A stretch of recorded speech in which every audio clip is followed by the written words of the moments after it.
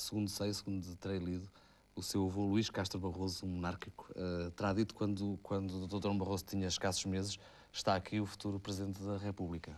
É verdade que ele terá dito a isto? minha família conta isso, eu não sei, porque eu de facto era muito pequeno. Sim, não me acredito. lembro.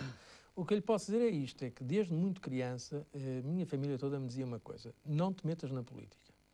E diziam isso porque esse meu avô, que era de facto monárquico, teve problemas com a República, teve mesmo que se exilar no Brasil.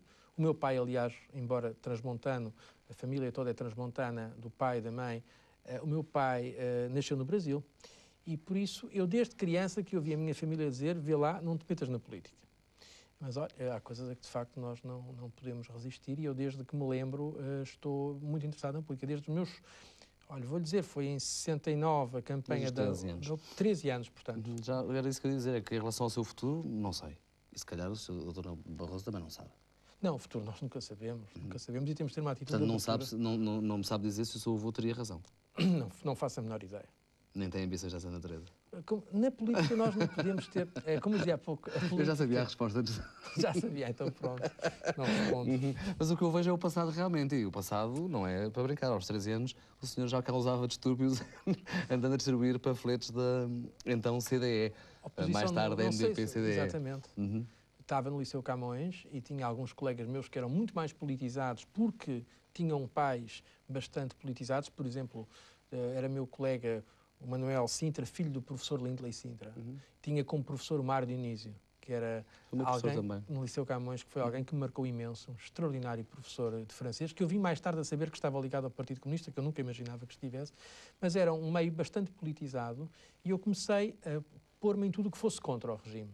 Sobretudo em tudo que houvesse chamados livros proibidos na altura, coisa que agora os nossos jovens não têm esse problema, mas nós na altura tínhamos que ir à procura dos livros que não nos deixavam ler. Por exemplo, eu lembro-me que me fiz sócio da Sociedade Filarmónica União Artística Piadense, que é uma coletividade da Margem Sul, ligada na altura, ao que parece, ao Partido Comunista, mas era um dos sítios onde nós podíamos ir ler livros marxistas, livros que eram proibidos. E foi por essa via, pela via um pouco, digamos, cultural, do interesse, que me meti progressivamente na política. Mas como é que se ganha essa consciência aos 13 anos num regime que é uma ditadura? Eu percebo como é que se ganha depois do 25 de Abril, ou seja, em face de uma democracia. Agora, na ausência dela, como é que aos 13 anos se tem essa consciência? Bom, não sei.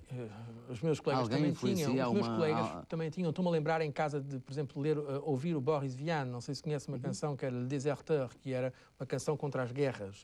E nessa altura, já em Portugal, uma questão que se punha aos rapazes da minha idade era se íamos ou não íamos depois para a guerra nas províncias ultramarinas ou nas colónias, como quiser dizer.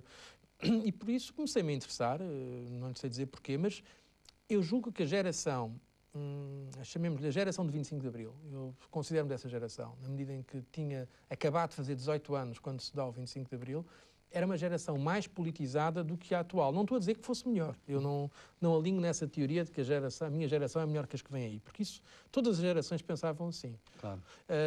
Agora, que havia um maior interesse pela política, porque havia problemas políticos fundamentais que não estavam resolvidos. Um deles era da liberdade. Hoje em dia as pessoas já têm esse problema adquirido, resolvido, e por isso dedicam-se ainda bem a outros domínios. E por isso também há cada vez um alinhamento maior da política nas pessoas mais novas, pelo menos. Nessa medida, acha que não foi um jovem normal?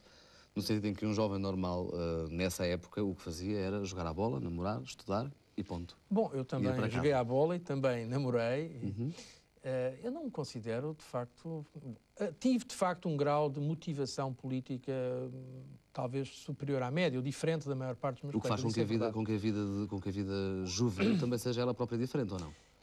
É, mas, ao mesmo tempo, era possível compatibilizar as coisas. Eu nunca me considerei, pelo menos, nada de uma pessoa estranha. Tive sempre um grupo de amigos, tinha as namoradas, como disse, e também participava, não me considerava, digamos, um bicho estranho. Não há, portanto, mas toda a minha geração era uma geração mais politizada. E depois, na Faculdade de Direito, então, ainda por cima, a Faculdade de Direito de Lisboa tem uma tradição, se reparar, os grandes líderes da democracia portuguesa a seguir, eram quase todos formados pela Faculdade de Direito de Lisboa, o que é extraordinário, desde o